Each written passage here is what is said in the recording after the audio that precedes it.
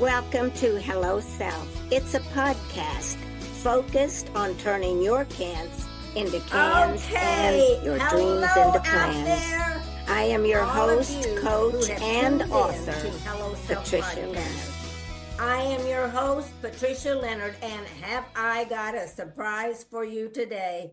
So get out your pens and pencils and turn your phone off and listen. Because if you remember, self is about turning your cans into cans and your dreams into plans.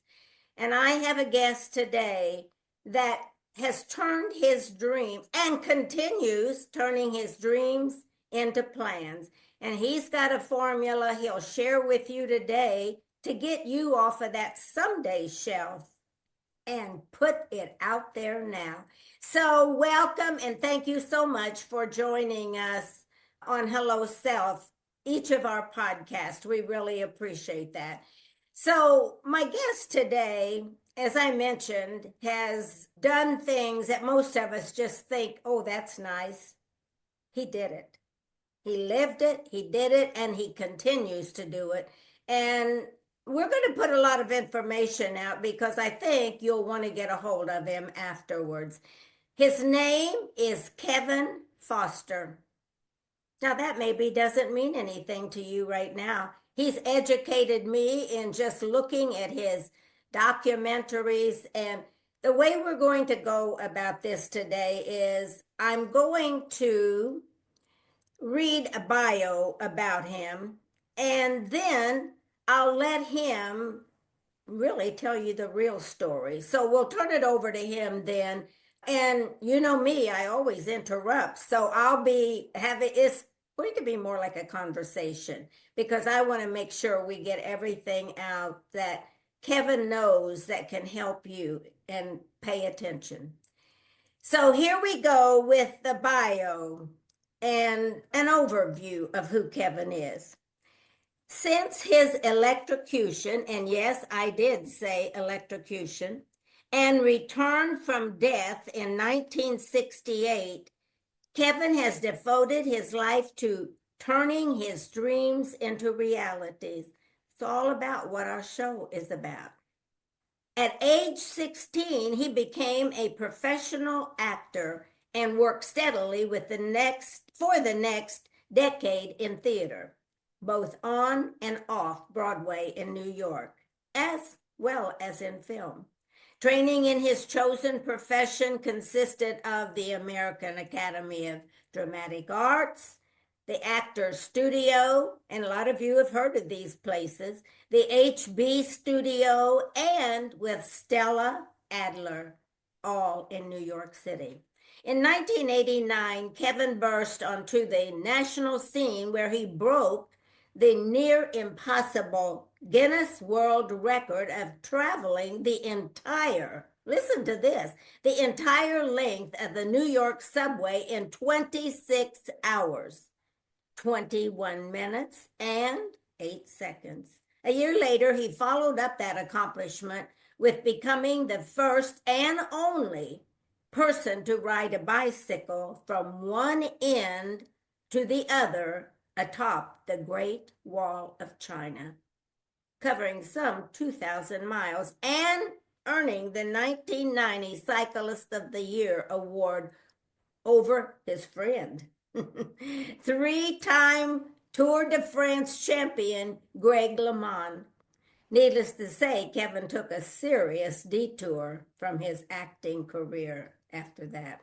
The 90s became one roller coaster ride after another for Kevin when he followed up with the last greatest cycling adventure on the face of the earth with the American Summits Tour of placing a full-scale mountain bike atop the highest natural point in each of the 50 United States. Can you imagine that?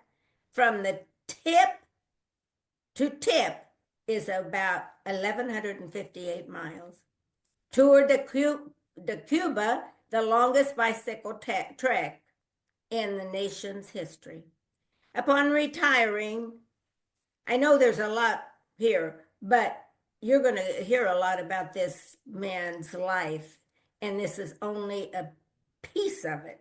Upon retiring from a career in adventure cycling in 1998, Kevin devoted much of his time to charity work, and he'll tell you a little bit more about that, before returning to his acting roots in 2004, adding producing and writing credits to his list with his debut feature film, Yesterday's Dreams.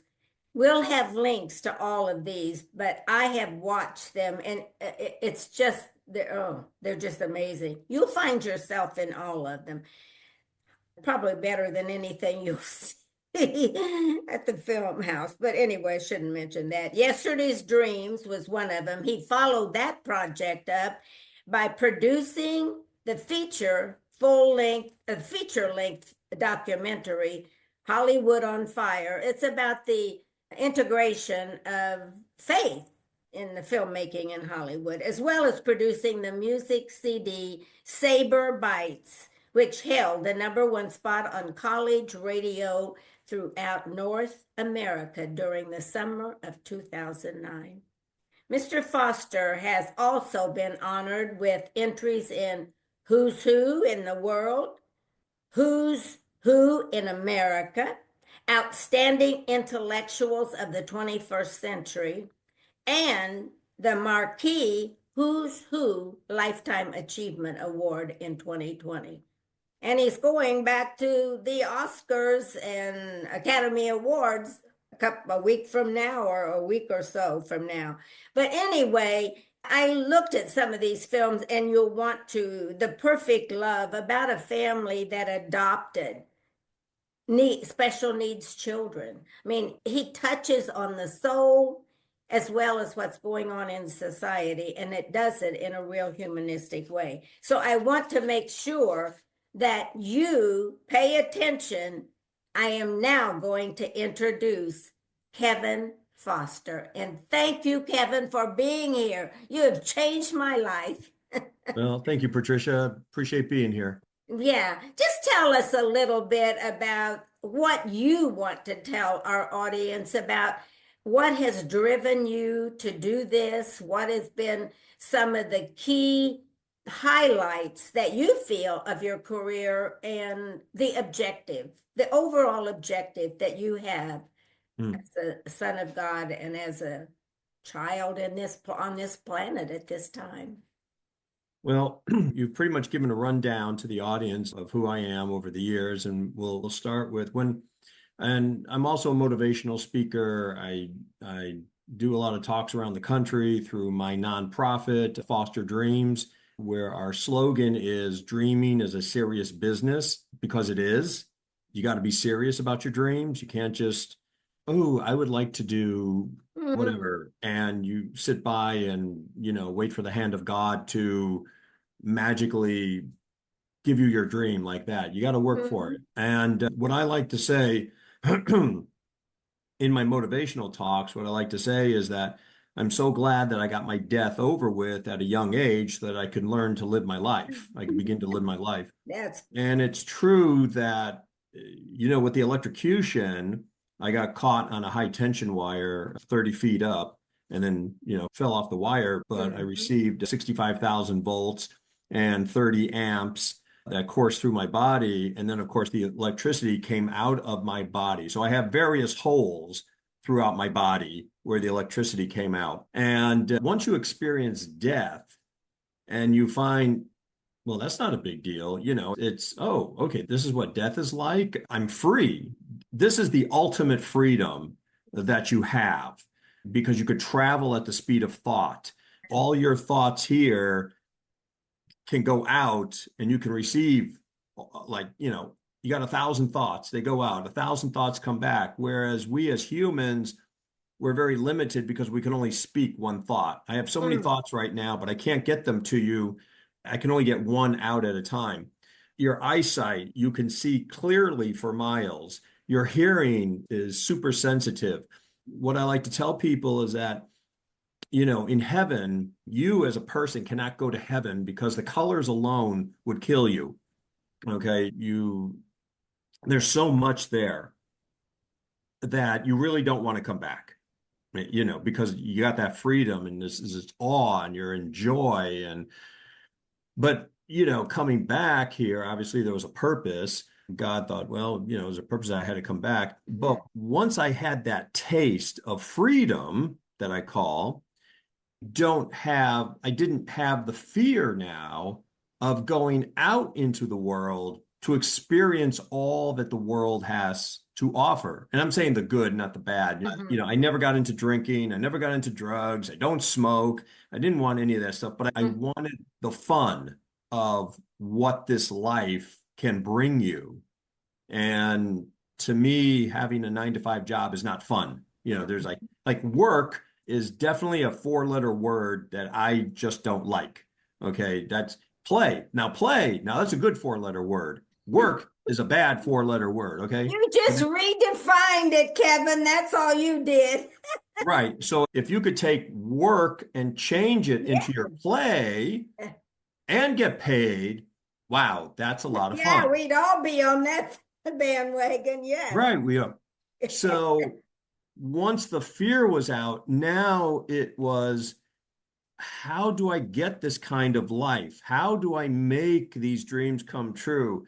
And what has always helped me is that, of course, in the old days when you actually physically had to go to the library, and the two places I hung out as a child was either the library or the movie theater. But I would go and read biographies of famous people or biographies of people that I know, like, who made it? Yes. And when you're reading a lot of these biographies, you begin to see a pattern on how they made it and really turning your dreams into reality. And that's what your show is all about. And that's what your listeners want to know. You have to have what I call the 3D method. The 3Ds are the desire, the discipline, and the determination. You have to have the 3Ds working for you. And what another approach that I like, I call it man up. That's M period, A period, N period. Man up. You got to man up. And what man up are the 3 things that I love: marketing, I love analyzing, and I love networking. Man up. And if you could get these 3 and really get these 3 into your DNA, coupled with the desire, the discipline, and the determination, that will go a long way in helping you achieve your dreams. The other thing that I have found is that the mistake a lot of people make is they try to go after it themselves. If you try, and a study was made, I think in Harvard, a study was made that if you try to go after a dream yourself, you will have a 39.5% chance of making it. However, if you couple up with somebody, if you buddy up with somebody, now it's the 2 of you working together to help each other achieve your dreams. Now you both have a 79.5% chance of making it. What do you think is the magic in that dynamic with a 2? Well, because of my death, because of where I've been over the last almost 60 years, I have met Jesus Christ face to face. I have met Satan face to face. I have been to heaven. I've been to hell. I know these other worlds. And so a lot of people, what I tell people is, like, first of all, the Bible is the wisest book that we have on the face of the earth. And guess what? It's not copyrighted. If you study the Bible and you study the Word of God, you can become a success because there's so many ideas in there. There are so many stories. When we came into film 130 years ago, the first, when Edison started with film, when he came up with the motion picture projector, the first films were passion plays. They took stories from the Bible because they were not copy. The two works that you have that are not copyrighted are the Bible and Shakespeare. Oh my gosh, and I love Shakespeare. He taught us about life in his, And it's right. So you could take these stories and turn them around and make them modern and all this. And so I always go back to the law. You have God's law, man's law, well, man's law is not man's law. Man's law is code. So you got, but when you talk about the dynamic with the two, well, it says it in the law. It starts right there in Genesis. When a man leaves his mother and his father and cleaves unto his wife, and the two shall become one flesh. And so you partner up with somebody, or like you have a helpmeet, someone who helps meet your needs. So this is all biblically based, but people just don't realize it. And they do these studies and they find, if you have two together, you increase your chances of turning your dreams into reality. And yet that's biblically based, but we don't say it. Yes. So the other thing, and I consider myself a realistic dreamer. I'm not a dreamer, I'm a realistic dreamer because I have my dreams. And now Sidney Poitier, I love Sidney Poitier. Yes. Finest act. Now, Sidney Poitier once said, if your dreams are not big enough to scare you, then they're not worth pursuing. Right on. When I tell people like, I don't know, I want to go to Disney World or I want to take a cruise. That's my dream. Okay, well, get a job, save money, and then you could do that. I'm not talking about those dreams. I'm talking about life-changing dreams that you're going to do something like cycling the Great Wall of China. That everyone said that was impossible.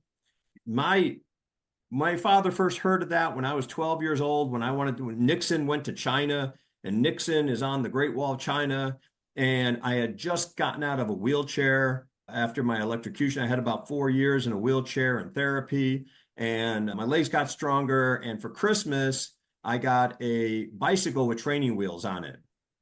And a month later, Nixon goes to China in January of 72. And there's the Great Wall, and the Great Wall, my bicycle.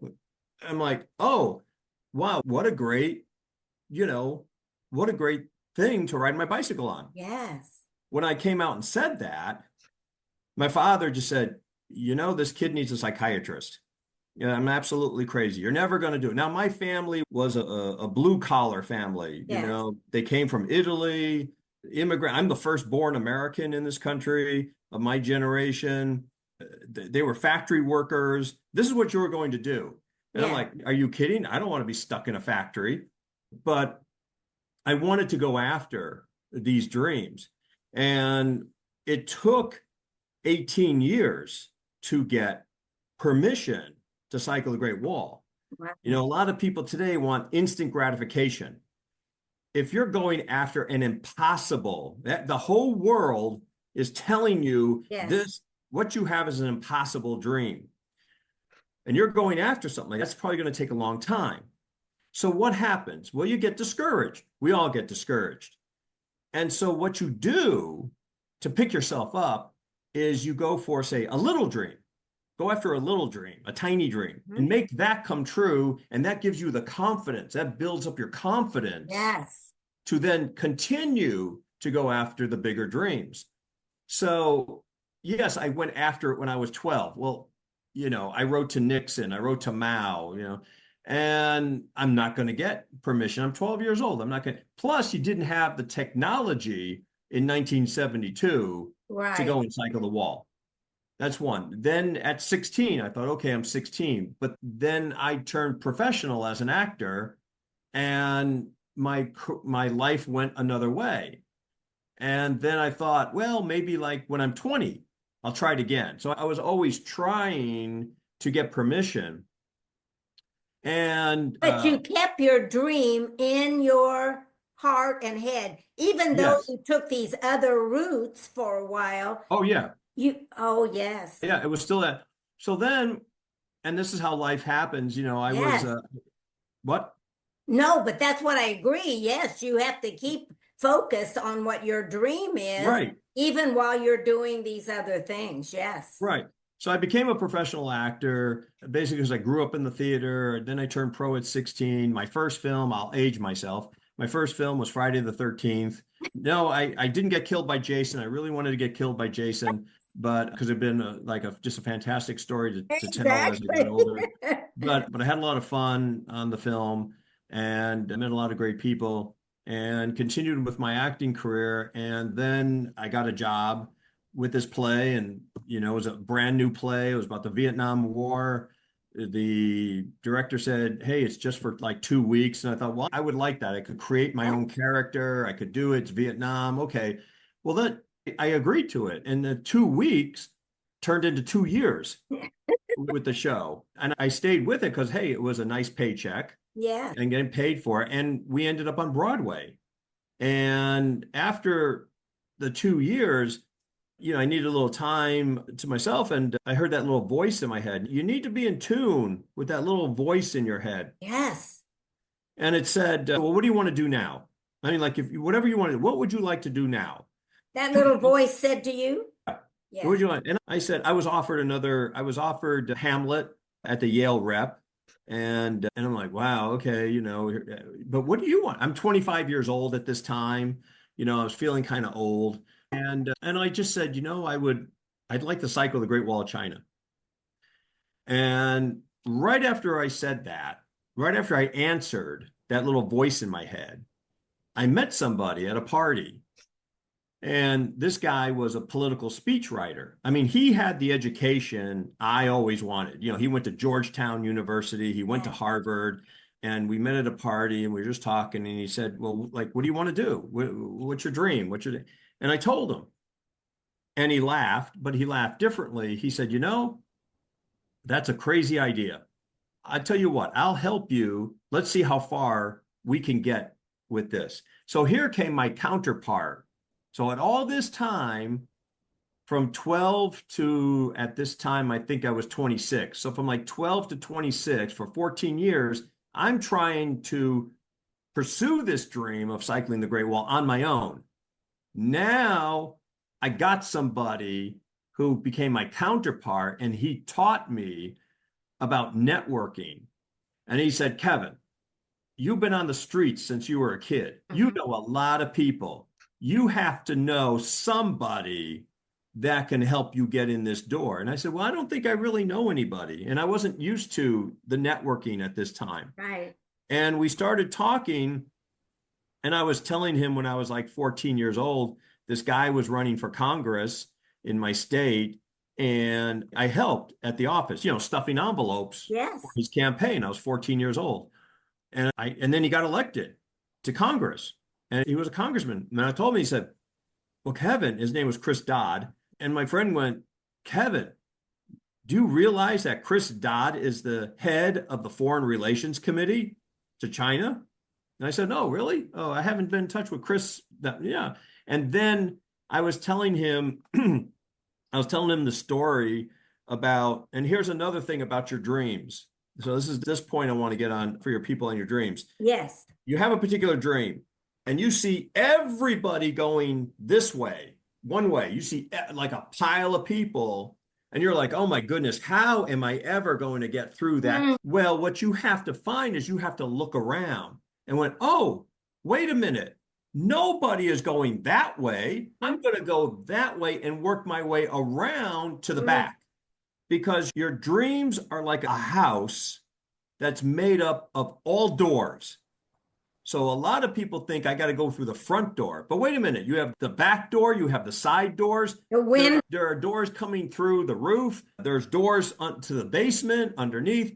It's what door can I find that no one or not that many people are going through?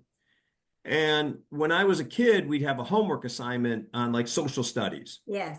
And okay, you need to study a country. Well, I got to tell you, in those days, 50 years ago, everybody's running to the library. And by the time I got to the library, all the books for all the countries are taken out. And I've got nothing. Like, where do I go to research for a country to write a report on? And that was really discouraging because everybody, see, that's the crowd going to the library. Yes. So I have to find another way. And I love National Geographic magazines. I just love National Geographic because you get to travel all over the world through these wonderful photos and stuff like that.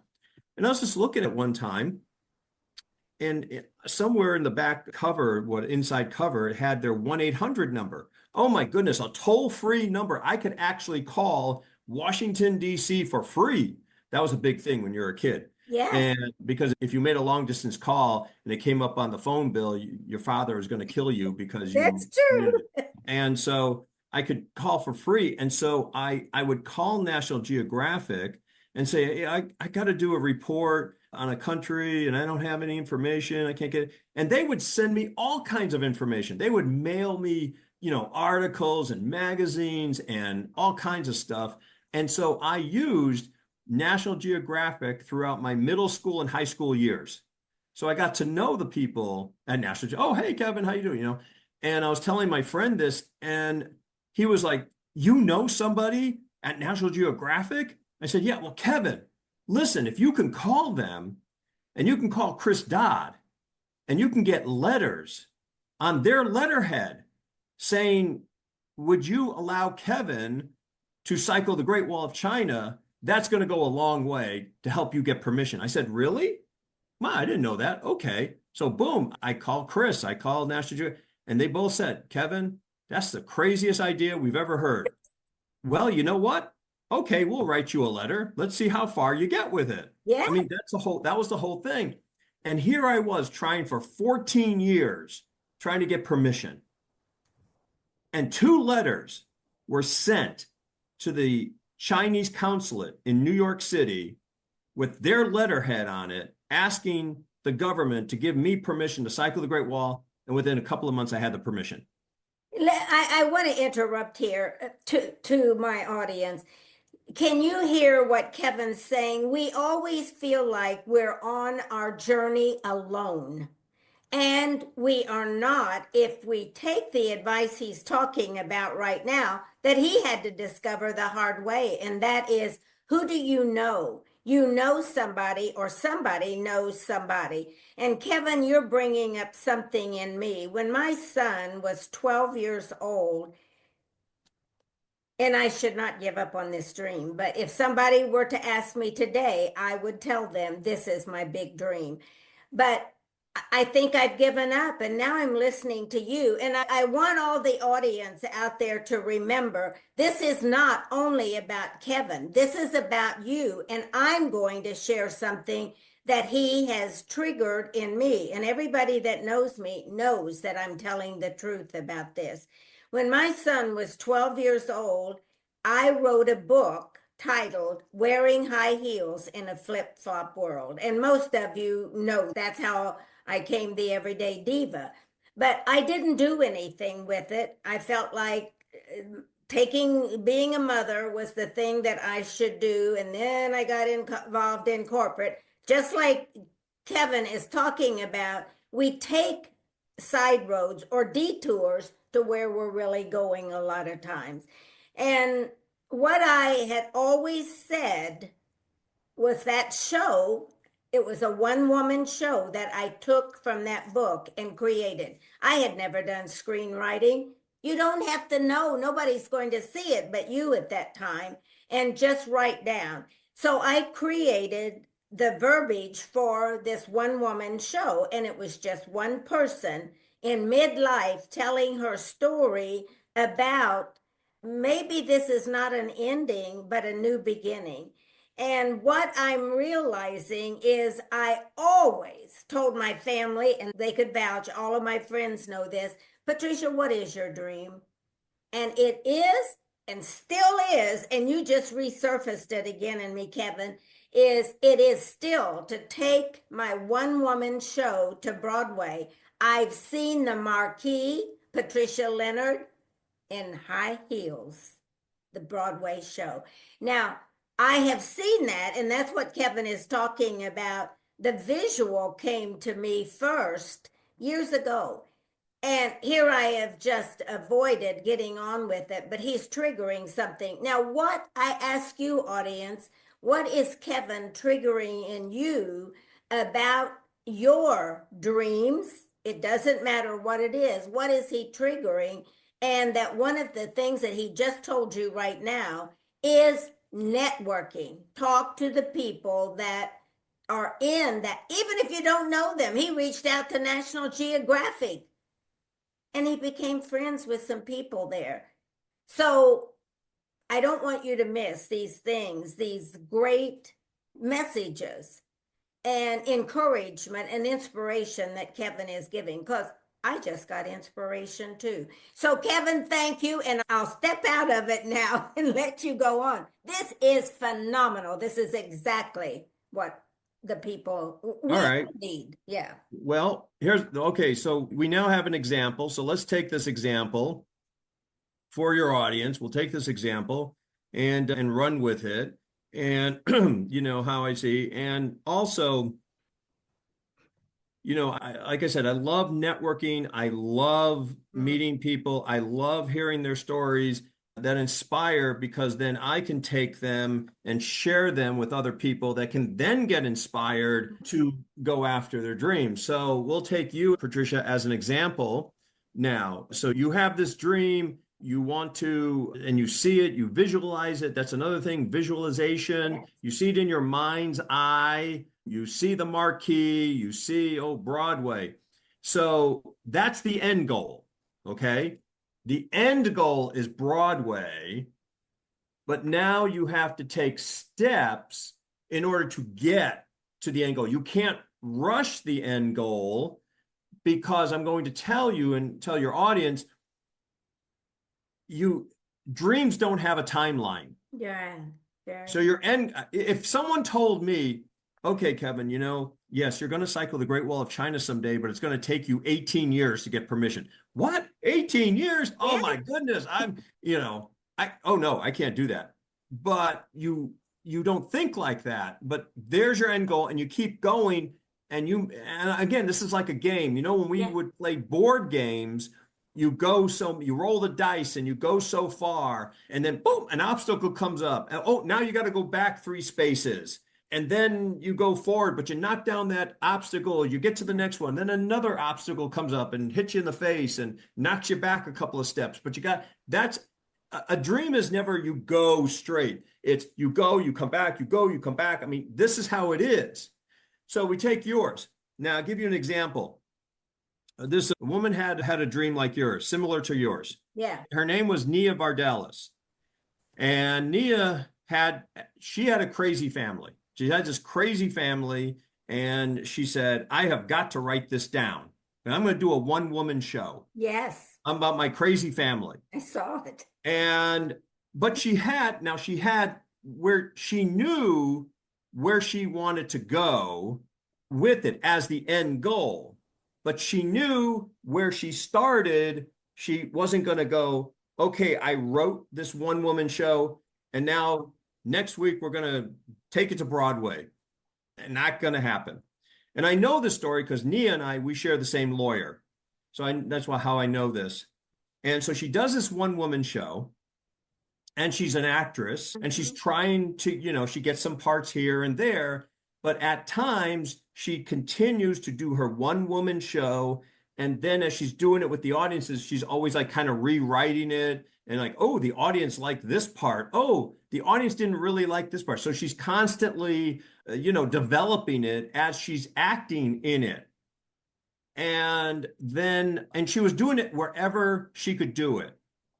And so at this point, she's doing the show, her one-woman show, in the basement of a church.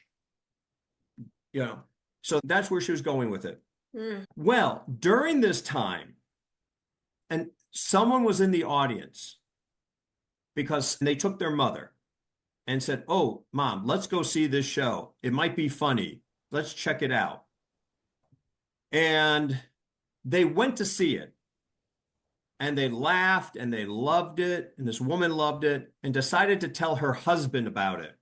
Yes. And her husband, would check it out and said, oh, okay, so Nia didn't get to do now here's what, and in your dreams, you must be willing to improvise. You must be willing to change the course of where your dream is going. You must be willing to change the course, and don't be stubborn to say, no, it's got to be this way, because dreams are fluid, like the river. They're fluid. They're not concrete. They're not straight.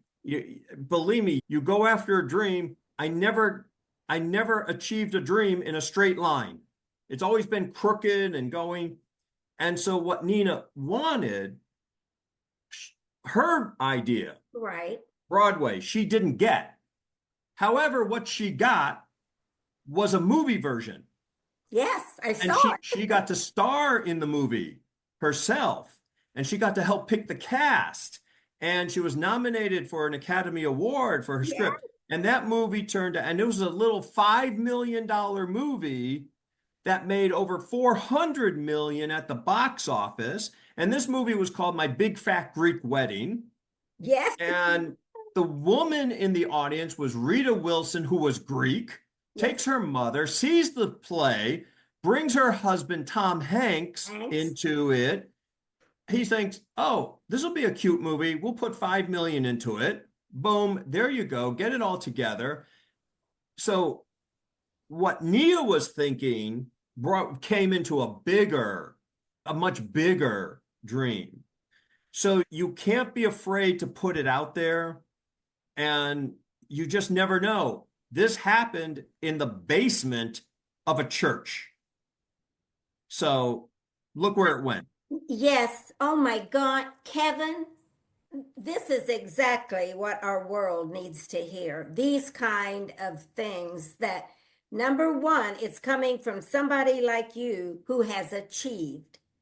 And you're not making it seem that I am the only one that can do these things. You're giving back to the world. And that's why God saved you, is because he knew that you are going to be able to impact others' lives that have maybe given up. And I just want to tell you something else that you just did for me. Now, my audience, I don't want you to think that this is just for me. I'm sharing some things that maybe is coming to you too. So when Kevin said that Nia, who many of us saw that movie, and yes, it was fabulous. And when I don't know, you don't really let go, but when she was open to know this is the only way, she was open to other ways. And so I have to tell you something that I have made a commitment to for 2025. And these are things I never thought about until Kevin started talking. Here is something my dream since I was in my 30s, and that was it, to take it to Broadway. Here's something that I've just committed to, and I'm giving up on everything that I've been doing up until this point. Not giving up, but letting go that it's my driving force. But I said I'm going to go into professional speaking. I used to do that, but I'm backing it up now. And I'm going to go into professional speaking. But guess what? Why? I can take the content of my one-woman show and tweak it, just like Kevin said Nia did. And now I'm going to use that information as part of my speaking engagement. And so it's taking the same process that I had in my head, but Nia was willing to go in another direction. So am I now, because I don't know if that's what God had planned for me was Broadway, but I do know that the message in the show, because it came to me in a dream, the message in the show is definitely what I need to be speaking about. So take what Kevin's giving you now. These are achievable goals, but don't just get caught up in it's only this way or it's going to be at this time, because he's saying take what you know needs to be out there and you have a dream about and you never know. Look what a cycle riding thing took him out of a wheelchair and then made him a national speaker and motivator for people. So I want you to pay attention. He was talking about networking. He was talking about being open. He was talking about looking at where could these dreams go next. Oh my God. Right on. So don't miss this. Okay, Kevin, I'm going to step out of it again. Oh my, this is so good. Again, we'll go back to you, Patricia. So let's go with your vision. You got your vision and you said, oh, I see my name. I see the marquee. But the thing is, what did you see? Is your name on a marquee on a Broadway theater, or is it on a movie? Is it in a movie theater? You don't know. Yes. Like Nia, right? Broadway. Yes. Nope. It went instead to a movie, changed the course of her life. Yes.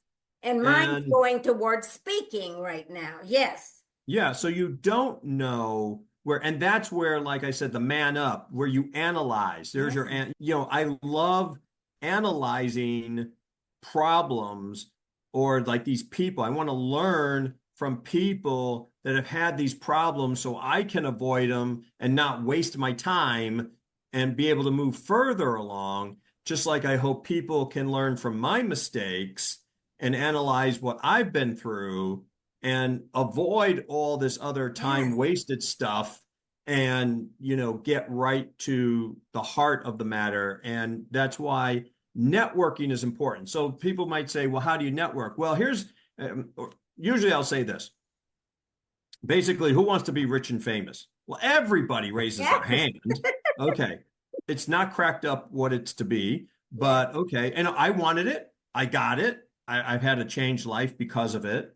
The bicycle changed my life. But when I was about 10 years old, so my mother sits me down and I learn a new word at 10. And that word is called tithe. Now, 10, I'm 1970. It was 1970. I was kind of out of the wheelchair, doing my therapy. So my little job was to take the trash out, collect the trash, take it and dump it so it can be collected. And at that time, I got 25 cents a week. Now that's a lot of money, okay? I could buy 2 comic books. I got penny candy. I could get a banana split. I mean, all kinds of wonderful things that I can get for a quarter. Then my grandparents, because we had lived in an apartment, my grandparents were below, and they said, oh, well, Kevin, we'll give you a job and you can collect our trash and take it. And then they gave me 25%. Oh my goodness, 50 cents a week. Man, I am rich. Yeah. I get to have all. So then my mother sat me down. Now, I don't know what the word tithe means. I have no idea what it means. We go to church on Sundays, but I don't know. So what she did was this. She took the 2 quarters, she put them down, and she got 10 nickels. She put 10 nickels in a row. And she said, now I'm going to teach you this, Kevin. See, these 10 nickels equal these 2 quarters. This is what you get every week. And now you need to tithe. You need to give back to God. Because see, God gave you this. God is giving you the strength to come out of the wheelchair. God is allowing you to do this. So here's what tithe means. So you take this 1 nickel and you put it over here. And she slid the nickel off to the side. And that, when we go to church on Sunday, so I get paid on Friday. Right. So when we go to church on Sunday, you take this 1 nickel and you put it in the plate. You give it back to God. So I'm looking at this and I'm saying, so God gives me this and I get to keep 9 nickels and God gets 1 nickel? And she said, yes, that's a tithe, 10% tithe. I said, well, that doesn't seem fair. I think God should get more. And well, that's up to you. But he doesn't say that. He says, give me a tithe. And I went, okay. So I started that. but then eventually I got into 20%. I mean, let me put it this way. It's been a long time since I gave 10%. Okay. And it took me 50 years to figure out how to give 100% away. And how you give, and this is the success, because what God is teaching you is if you, and it says it, this is biblical, come on, this is the law. If you are trusted in the little things, I will give you more, to trust you more responsibility, more. It's a growth thing. And people have a really hard time because you see, basically Satan says, you know, he who dies with the most toys wins. No, he who dies, dies. And somebody else gets your toys. Yes. And the law says, I own the cattle on 1,000 hills. What this means is God is saying, I own everything.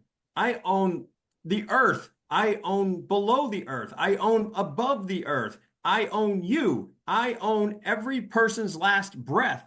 I own it all in the palm of my hand.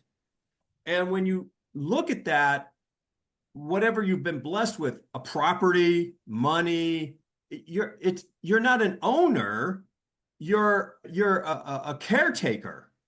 And so this has been entrusted to you to take care of so that others may be blessed.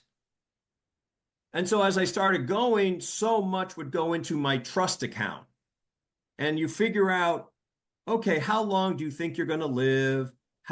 When you get into your old age, how much money do you think you're going to be able to need to be comfortable? Because, hey, I'm not exactly going to be able to survive on Social Security. You know, I have to put the money away and have investments and have an entire team of people helping me with those investments all over the place. And so once you have, and I'm on the Moses scale, okay, I'm going for the full 120 years, okay? Me too, amen. Right, I'm on the Moses timetable, and I'm like, okay, I'll go for, like when I turned 60, you know, people think that was old age, and I'm like, what, 60? I'm midlife. I'm halfway through my life, okay? Oh, you're my goal man. My goal is the 120. So how much money am I going to need for my wife and I to go for like 120? Right. And most of it's in the stock market where it earns 10%, but I don't need to live on that money because I'm still working. So I just say, pour it back in, you know, just pour it back in. And so I'm like, wow, I figured I had a figure in my head for both of us. And I'm like, if we take that figure and just live on 10%, the dividend checks, we are going to be very comfortable with that. So once we had that goal and that's done, everything I do now, I just give it away. I don't care about the money. I like the work. Oops, that's a bad word. I like the play. I like creating. I like doing. Oh, that would be fun. I want to do that. But yes, you should. A person should be paid what they're worth, but I don't need it. So I just want the work. I want the accomplishment, and give the money to charity, give the money to godly causes to help people. You talk about charity there, and you had mentioned something earlier about what is this charity that you have? Well, I have, well, first I've got a nonprofit and I got a foundation. Oh, okay. Okay, so the nonprofit is basically going after grants and helping people, and that's fosterdreams.org. You can see it, the website, fosterdreams.org. And that's really, I go out and speak and I talk to kids, I talk to people. It actually started out going for the kids, but then the parents would be, well, I have a dream. I would be interested in hearing this. I would get like more parents than the kids, and the kids would listen, but it's the parents that are taking the notes. Because you see, everybody, I don't care what your age is, so long as you are alive, you have a dream. You have a dream. I agree. Right. So when I did an interview for ABC just before I went to China, and I said, you know, right now I have a full shelf of dreams. This was like almost 40 years ago. I have a full shelf of dreams and an empty shelf of realities. And as I get older, I want to see the two reversed. So that as I'm getting older, I see my dream shelf diminishing and my reality shelf increasing. But you know what my problem is? Once I figured out the formula of turning your dreams into reality, I keep adding more dreams to the shelf. So it's like I'm never going to run out. We're greedy. Yeah, we're greedy. I want more dreams. Oh, this would be fun. Right. Oh, here's another dream. And that's all I'm constantly doing is still adding dreams to this shelf, but I'm still adding realities. I turned that one into a reality. Here you go. Check. Okay, got that one done. And so when I ask people, okay, you want to be rich and famous, how do you start? You start by serving others. That's how you start. Okay, because Satan is grab all that you can, accumulate all that you can. It's for you, for me, centered. Okay, but God, and people can't understand this, God says, give it away. I'm going to give you more. You're going to give it away. I'm going to give you more. So the more you give away, the more you're going to get back. And people can't understand that, but it works. I'm telling you, it works because I've been doing it for decades. And now, like when I turn 60, I'm like, hey, we're in a position, just give it all away. And let's just have the fun creating and not have to deal with any of this stuff because you've got your investments that you can live on. Right. But you're not suggesting to people that they get all that, their financial base in place before because I'm seeing what our world is doing right now. We have a me focus. Right. You have to have a God focus. You have to have a focus for other people. And that's where my foundation comes in, and this was interesting too, because you've always been taught, well, you have a nonprofit and you can only help nonprofits, other charities. And I'm like, wait a minute, here are people in need. And if there's someone in need, I need to be able, and if I'm there, I need to be able to help them and not have the IRS come down on me because, I did something illegal by actually helping a person and not the charity. If there's, and so I talked to my lawyer, my trust lawyer who set all this up.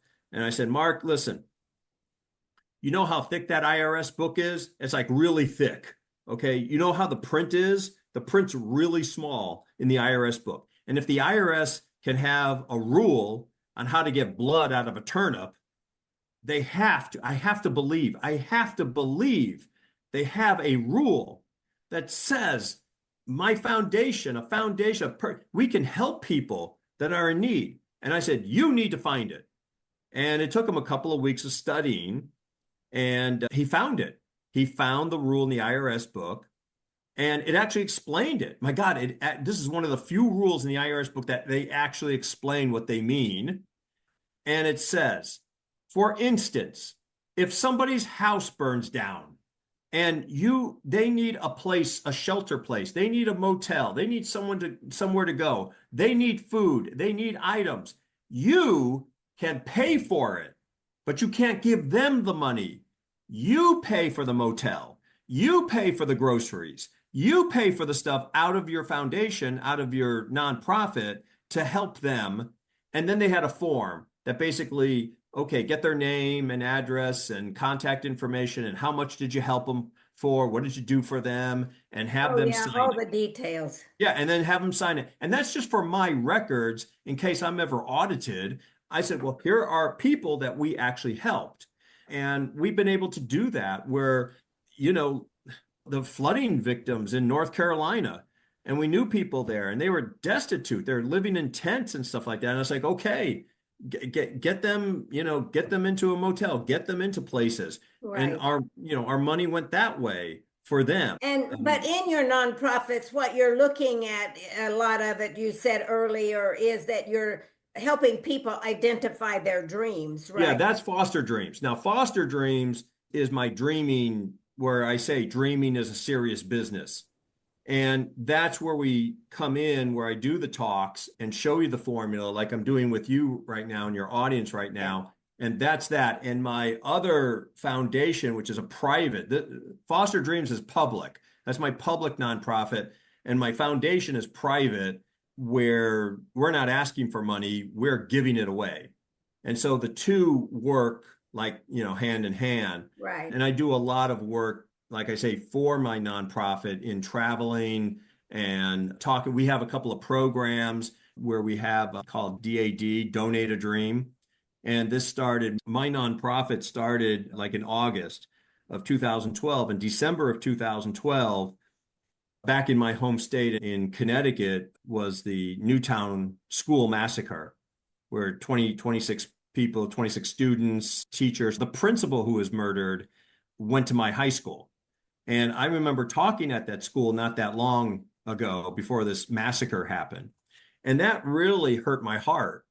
And I said, these kids today are so self-centered, me. And I said, okay, I got to come up with a program. And I prayed about it. And I said, I got it. And I went to my board. I said, this is what I want to do. I want to give every kid $25.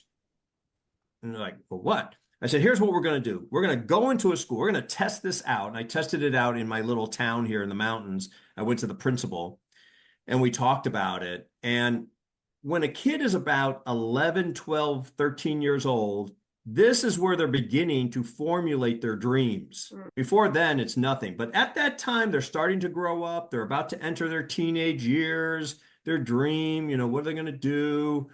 But they don't know. And they need guidance. And they don't understand. And you come to a concept to them and say, well, really, you need to have a servant's heart. You need to think about serving others.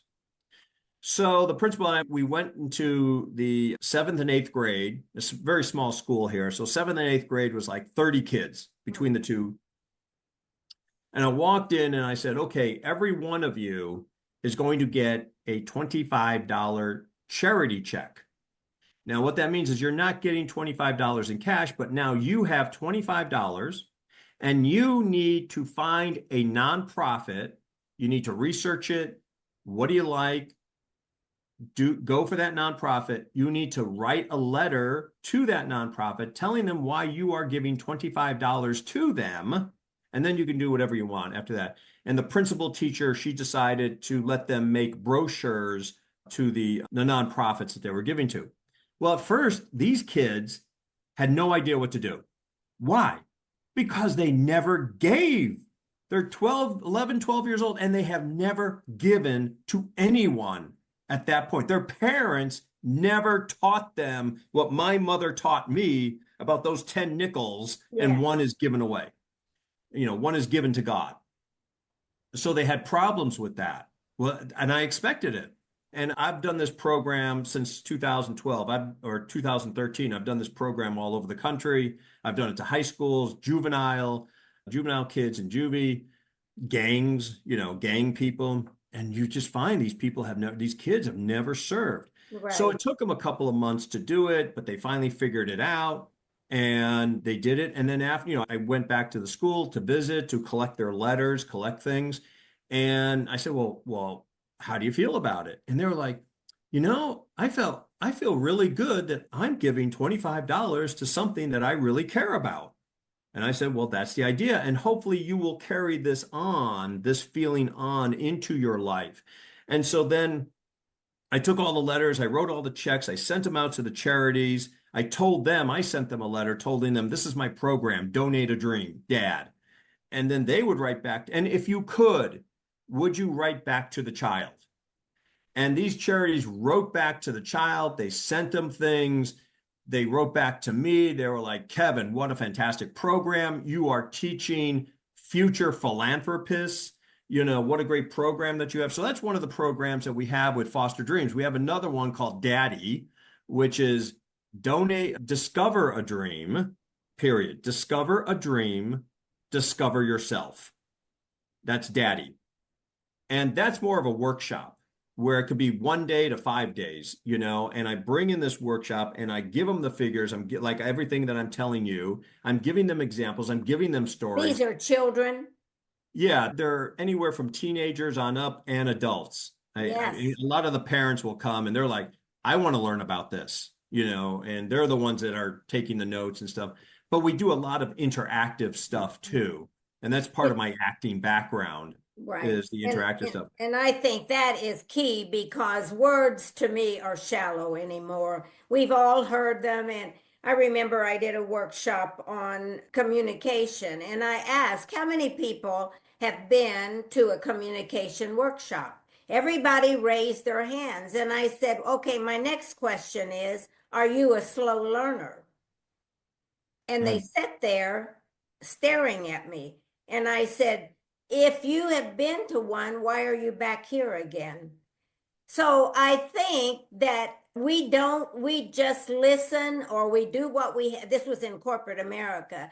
And for these children, you're saying that they've never thought of this. I bet you that 90% of the adults have not even thought about giving back to Right. organizations or where they could give back to children.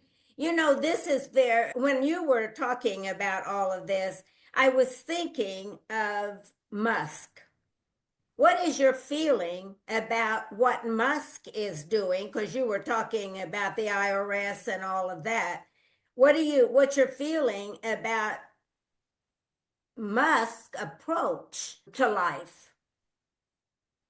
Well, And I this know. is not getting into politics. No, and that's fine. I know Elon, and he's got a good heart. And I know a lot of people, can't see that in the man. He does tend to be a bull in a china shop because he's going after things and doing things.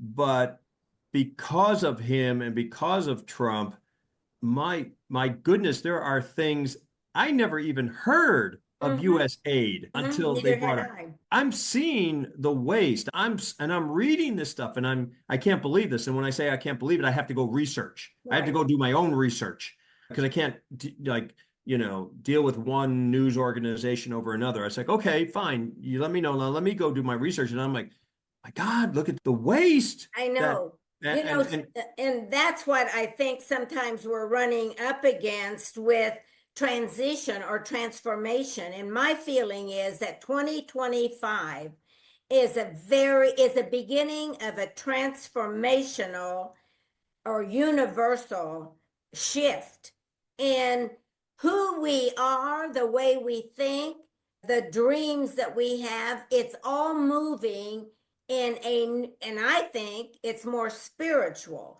Now, yeah. some people call that God, some people call it a knowing. It's just like a book I wrote, Listening and the Knowing. It's knowing how to listen and then to move toward accomplishing that. However, you've said on the way, you may see this and you may say, wow, but you would have never seen that if you hadn't moved. And some of the things that you're doing with your nonprofit is they would have never seen that if they hadn't said, the school people, for instance, if they hadn't said, well, come in and talk and we'll see if there's an interest. My grandchildren are out in California and they go to a public school. Well, they did, let's say, in their first, second, and up to sixth grade, I think. And I went out there to visit and I went to the school to pick them up. You had to sign in, and my son and his wife had to say, Mom Pat, that's what I call myself, is going to come and pick up the kids. Well, while I was there, I got there a little early. And while I was there, the lady at the front desk said, you can go out there and Gavin's out there doing this and your granddaughter's in here in a Bible study. And I went, what?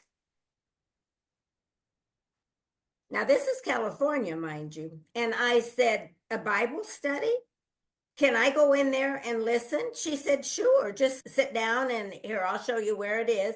And I went in and my granddaughter was in there. And I listened.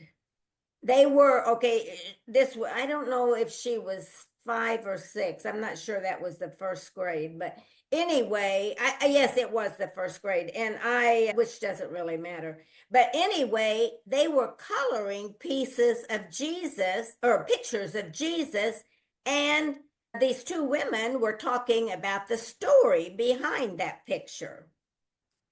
There, you could have heard a pin drop in that room. Those kids were listening to everything. So after it was over, and my granddaughter went out in the play area where all of the children were. And so I stopped these two women and I said, I am curious.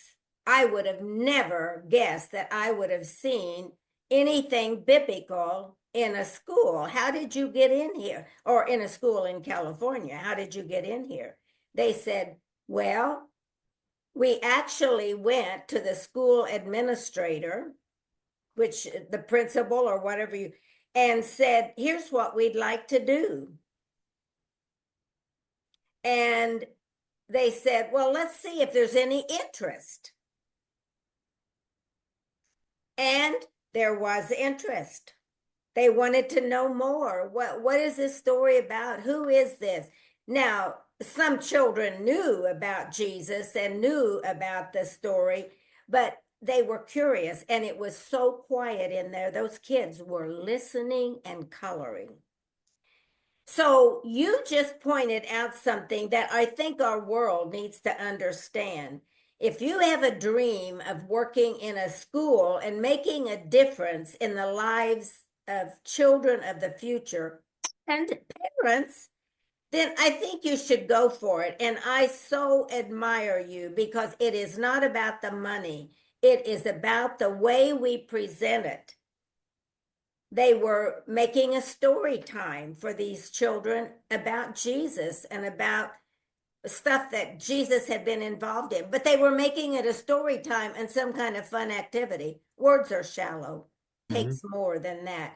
It takes engagement, involvement, and I am so excited about, I know this is, I invited you in, but you're just bringing up everything in me that I go to the gym and I talk to all of these young people there that are the greeters. They're smart. We just don't give them credit. And maybe their parents didn't talk to them about the things, but they know what's going on. They know it's a me world at the adult level and every place. And it's filtering down in our society. And I'm telling you, it's not about Trump. It's about the God force that is shifting. Kevin, I am so grateful I've met you, and I am so grateful for what you're doing for our society, because I think you're part of it. Yes, he did save you for a reason. He did save you, and you know that. Yeah, no, I do know that. One of the things, I could never get into a corporate church. I mean, I've been through the gambit living in New York. I knew Sung Young Moon. Yes. Okay. I lived 2 blocks from the Jehovah Witness headquarters. Yes. My old pastor for 8 years was Norman Vincent Peale. Yes. When I came to California, I knew Bob Schuller. I knew Bob Schuller because of Norman Vincent Peale. And so I've had a well-rounded education. And really, I've been to corporate churches. I've been to mega churches. I've been to small country churches. What appalls me, and everybody's to each their own. No, but what appalls me is you'll have 100,000 member church where the pastor is making $50 million and having these mega mansions, and I got a different car for every day of the week. I remember when I met Bob Schuller out at Crystal Cathedral, and I had an introduction because of my pastor, Norman Vincent Peale. Now, Dr. Peale was a very simple man, simple clothes. And I come out to California back in the late 80s, and I meet Dr. Schuller. He's wearing $1,000 suits and $400 shoes. And this is in the late 80s. And I'm like, wow. And the churches of America need to help the people of America, not the government. The government needs to stay out, and it's the churches that need help. This was God's plan. I mean, I want to tell people God's plan is that if everyone in this country gave 10%, like God says, just 10%, we could run our government, we could run the world. And it even breaks down. It even breaks down to that, because God said, out of the 10%, he was like 3% of the 10% goes to function government. Goes to help people, and the other 7% to help government programs. Yes. So and we're just getting so out of hand. Our forefathers would say, "What, are you people crazy? We went to war on 10%, and you're like at 50% or 80% or whatever." And I absolutely believe that the government needs to step out of a lot of these programs, and it needs to fall on the shoulders of the churches of America to come through. You know, Kevin, that's very interesting concept. However, churches are no more than an organization of some of the same people that are running our government. So absolutely, how do we clean all of that out? Because I have strong faith, but I don't go to church. Right. Well, you know what? It's the congregations. It's the congregations of America that need to go to their pastor and their elders and say, look, I'll talk. It's a business. It is a business. Yes. And, and what I call it, a business of fleecing the flock. Yes. And the flock is getting fleeced. And hey, if there are any black sheeps among the sheep, they're the ones that get it, because the black sheeps are the ones that are asking the questions. And it's like, listen, people, you are the congregation. It's your money every Sunday going into the plate. Where's that money going? Where I live, there's like a major city, major. And I'm saying like, it's like to us major, it's like, I think 150,000 people. It's like 40 minutes away from me. Right. There's like one area, I'm not kidding, one street. There is a different church, a different mega church on each corner. Yes. And this is years ago, one of the churches down there had over the years, a short of $2 million they couldn't account for. And this is in a town of 150,000 people. Well, what they did is they found out that the head secretary was dipping into the till, because a lot of people pay in cash. Yes. And, she was doing that for like a couple of years, but hey, she got everybody in her family a brand new car, and she took vacations and cruises and all this kind of stuff. She was really living the kind of life, but she siphoned off within 2 years, $2 million. And when you are that big and you have no idea where your money, because let me tell you something, you have to train yourself, money does strange things to people. Now, I'm working, I'm starving, I'm pursuing my dreams. I get to the Great Wall of China. I did that for nothing. But when I succeeded and I came back to my country, I had all these endorsements. Within a year, I became a millionaire. And that money, you go crazy with it. And you indulge in your vices. And my vice, and I still have this vice, but I control it somewhat. When I was a kid, I love art. I love art. Me too. And now I had money. And I remember I bought a Chagall. I bought a Miro. I was ready to buy a Picasso, a Rembrandt, a Monet. My mother, the difference was my mother loved Monet. That's how I learned about Monet, because she loved Monet. And my mother and I would go to the museums because I was her date, because my father didn't want to do it. So I got into the arts because of my mother. She loved Monet. The difference is my mother could only afford a print of Monet, but I could afford the original. And so I started really indulging in my passion for art, and then getting to meet some of the artists. And what's the fun thing? The fun thing about being famous? You get to meet a lot of people that you admire because they know who you are. Yes. And I was known as the Evel Knievel of mountain biking. and when I got to meet Evel Knievel, I was like, wow, Evel Knievel, When I got to meet Stan Lee, I'm like in my awe because Stan Lee created, Spider-Man and the Fantastic Four and Captain America and all these characters. And I got to meet Stan and, or like some of the artists when I first got to meet Thomas Kincaid, and it became, Yes. Brother Tom, Brother Kevin. Hey, Brother Kevin. Hey, Brother Tom, and I loved him, loved his wife and all. And so you get to meet these, but I thankfully I indulge in a vice that actually makes money because you could buy the art and have it on your wall, but that art is increasing Yes.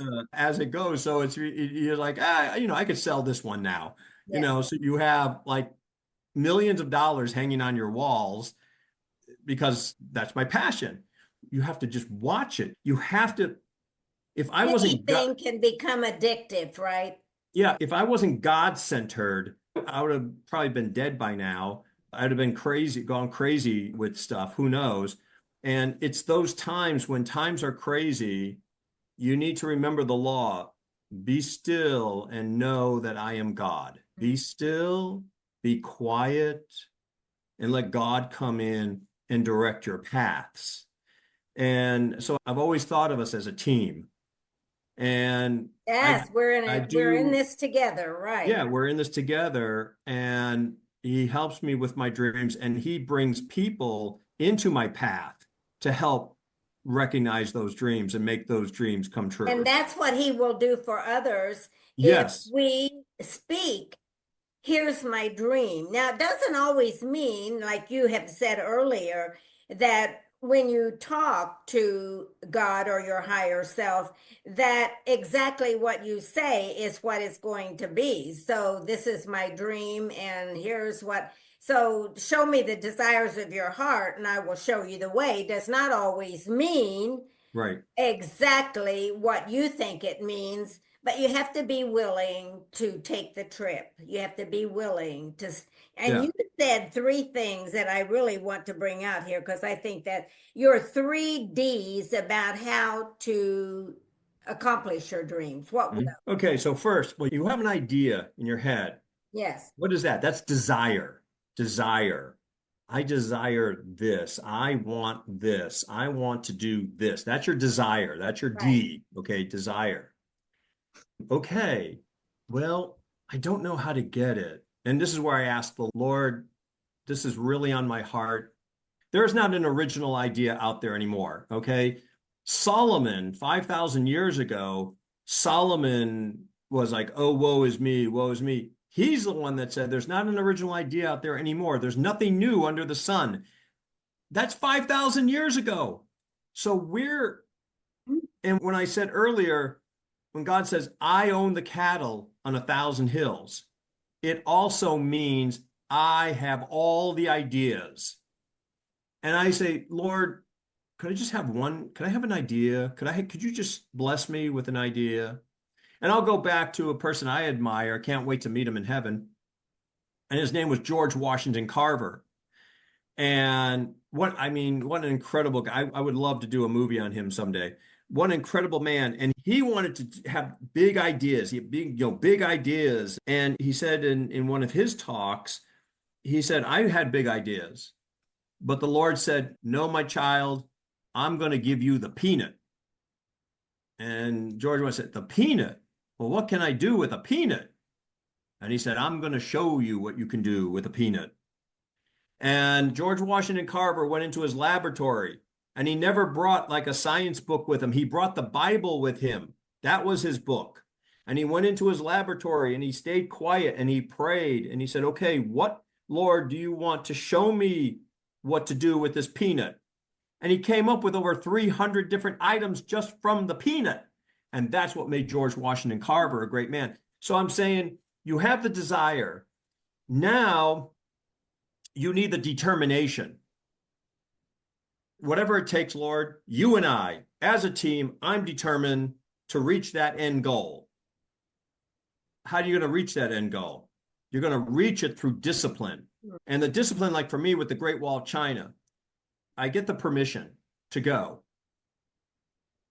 And right after I got the permission to go, I started getting corporate sponsors because they couldn't believe that. As a matter of fact, I remember McDonald's. I was trying to get McDonald's And they were like, Kevin, we're trying to get McDonald's into Beijing and we can't even get in there. And what makes you think you're going to go cycle the Great Wall of China? And I said, I'll tell you why. Because you're a corporation, but I'm just a peon. That's how I'm going to go and get in. When I got it, I called McDonald's, I called my contact at McDonald's, couldn't believe it. They actually called the consulate in New York City and said, is this true? Did Kevin really get the permission? Oh yeah, he's got the permission, And so I start with, the corporate sponsors and start like that. And that was what I was getting into it and I was training to go to China and it was in all the newspapers and TV, it was all over the country. And then I get hit by a truck and a truck cut me off and I smacked into the truck and I wasn't wearing a helmet and I went over the bars and struck my head and got a concussion. And now I'm 6 weeks in a dark room because I couldn't deal with the light because of my concussion. And so it had to be called off. And that scared me because I thought I lost permission. But the Chinese were really good about it. And they said, no, Kevin, your health means more. You take care of yourself. The permission is going to be good. So don't worry about it. I said, okay, thank you very much. Then I had the following year, someone heard about the story through the press and they wanted to cycle the Great Wall. So they were trying to steal it from me. And they put a word out into the press that I never had permission to cycle the Great Wall from the government. I just decided to do it on my own. And I was placed under arrest and thrown out of the country. And Kevin is just lying. So I started losing a lot of my corporate sponsors. And my corporate sponsors would drop me and go to this other team. And I'm saying, didn't anybody think about calling the consulate and saying if I had permission? No, they just believed the lie. And now I had to regroup and it took another year. And so I got the permission, but it still took me 3 years to gather resources. So you're down. Like, this is my dream. I believe God is giving me this vision and this dream. But then other people, other outside forces come in the way to try to take it away from me. That's where determination comes in. Are you determined and are you going to be disciplined to go through this nonsense? It will build your character to when you actually get to do it. So in the meantime, and this was very difficult, all this bad press is coming out. I'm being called a liar. Oh, he's a fake. He's a liar. He never had permission. And I have to keep training. And people are saying, why are you training? It's over. I don't believe it. I'm still alive. I'm still breathing. And then what happened? Just before, and I remember this was in June of 1989. I'm talking to my manager on a Friday. And we had a contract. It was all made up. We had a contract from a major corporation. This is 1989. And they were going to put their main name on my chest for $500,000. $500,000. I'm like, holy cow, give me the contract. Fax it to me. Let's sign the contract. And my manager said, Kevin, don't worry about it. Listen, we'll do it on Monday. What can happen over the weekend?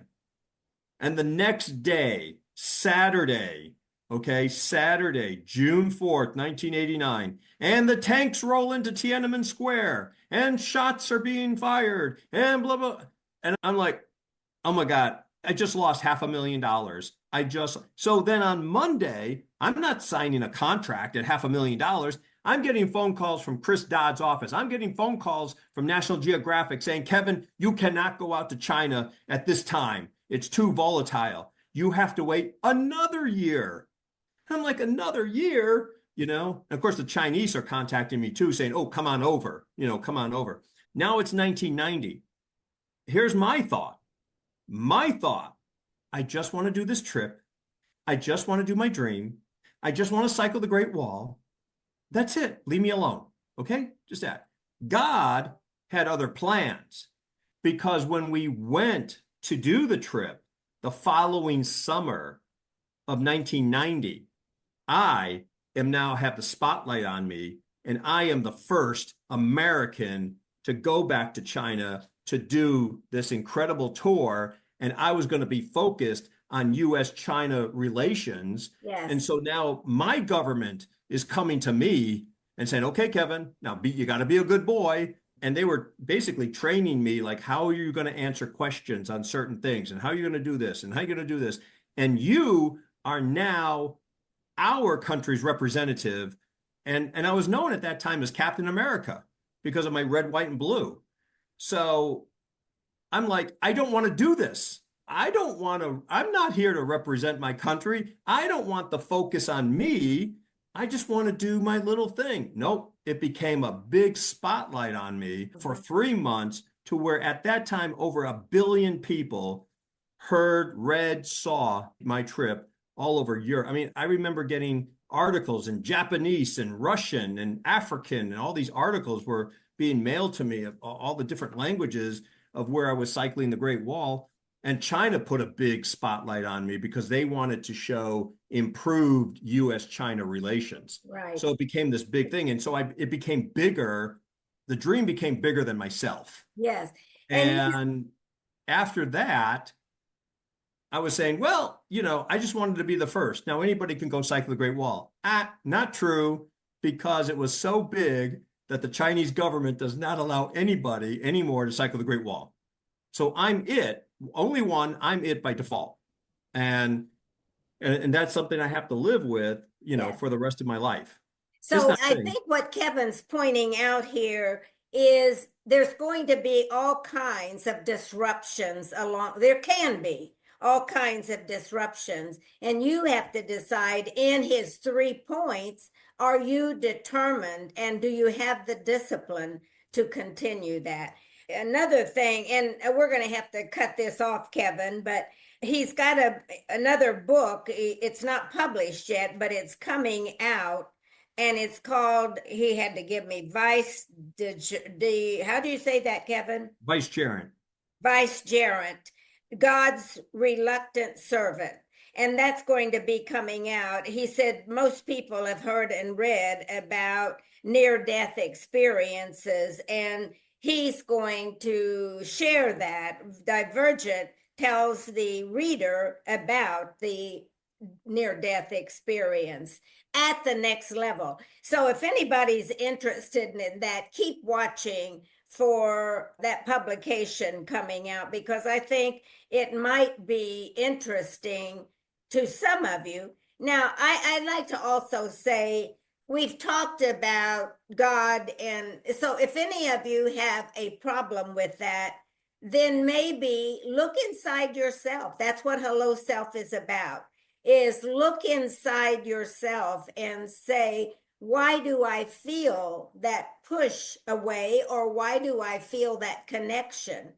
So I think on Hello Self, we want to present a lot of different kind of thought processes, because that's what waking up our biases and our beliefs, and that's where we are in our society today.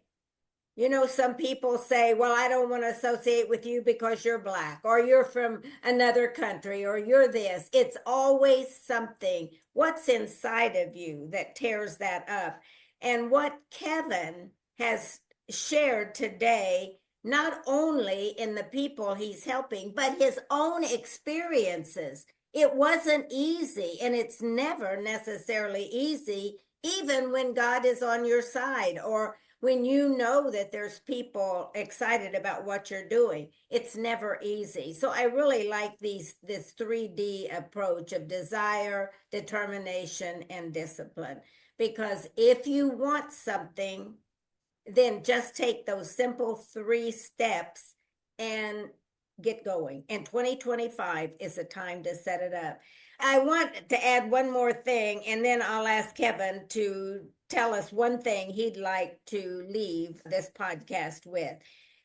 Something that Kevin said in the notes he sent to me, and I thought it's very interesting. I never wanted a short obituary.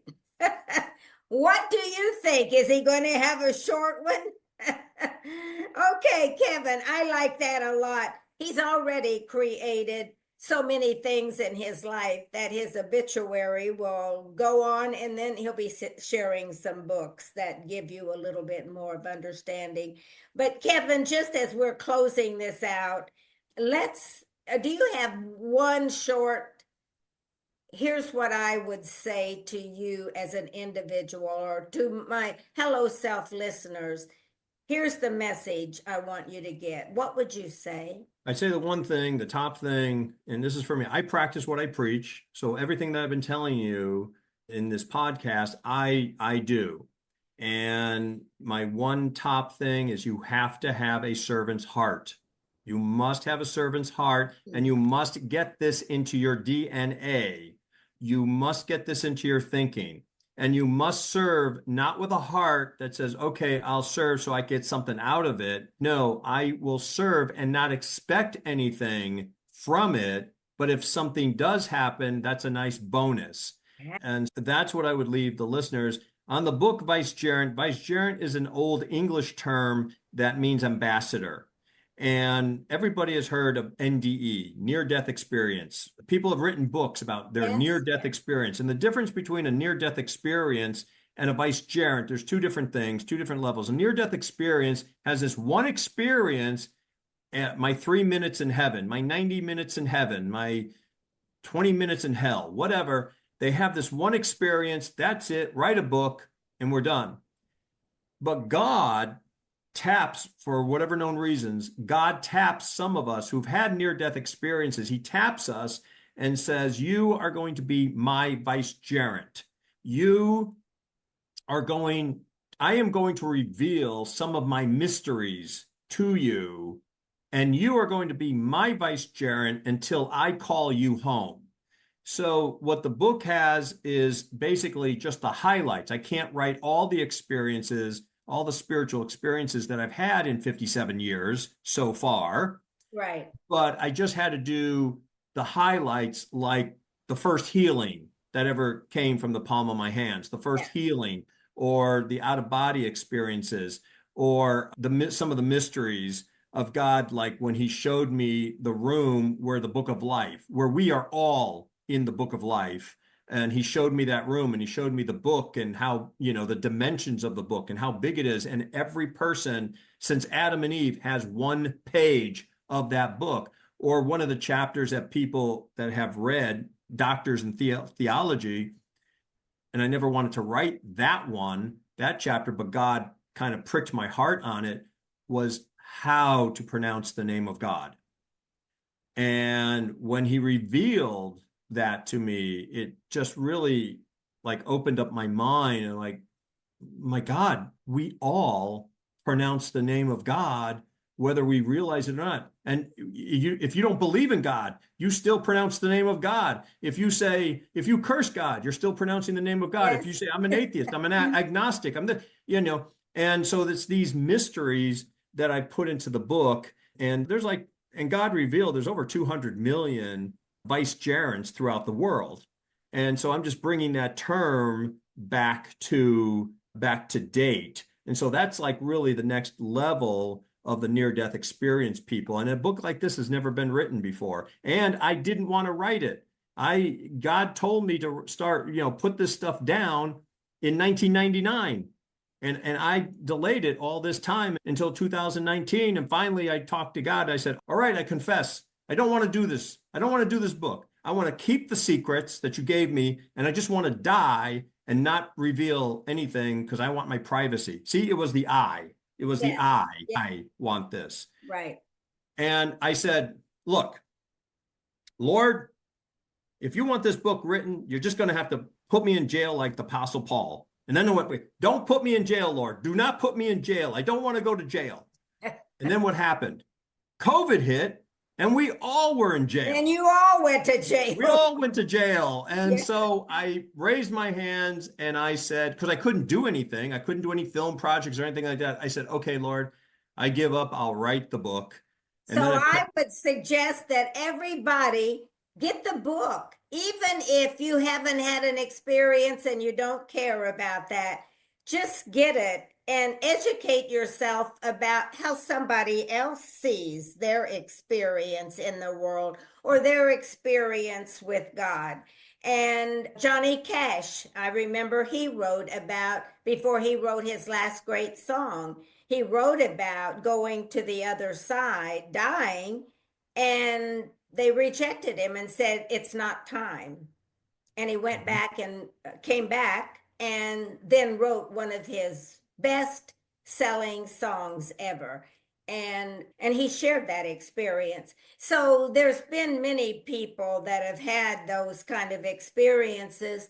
Probably you have, and it'll help you to know that you're not crazy. You're just part of what is going on. We walk in two worlds on planet Earth. One is the earthly world, and one is, well, the planet, and then other is spiritual world. Mm-hmm. What we're doing, and what Kevin's book will help you do perhaps, is to wake up that knowing to the spiritual side of yourself that is guiding your path along the way. Kevin, I cannot tell you how excited I am about this. And we've gone a little longer than I normally go, but it's like you said, your obituary is going to be long. Well, you know, these are things that as we transition into 2025, it's not going to be a slam bam, thank you, ma'am kind of world anymore. We are going to have to pay attention and listen and slow down. I think Kevin said it best. When we were put in jail with COVID was a chance for us to think about life and experience others. And I think that's why 2025 is the beginning of a brand new society, world, not just the United States, but the world. So I'm so excited. And thank you again, my friend. I'm so grateful that Tom Mulligan from here in Nashville has introduced us. Your message is so needed for 2025 and the world ahead. All generations, mature, older generations of the world. So thank you so much. And here we go. We're going to sign off now. This is Patricia Leonard, your podcast host for Hello Self. And as I always say, keep dreaming. Thank you for joining Hello Self today, and may it offer insights and inspire you to stay on your runway to success. Like, share, and subscribe. And remember this, keep dreaming.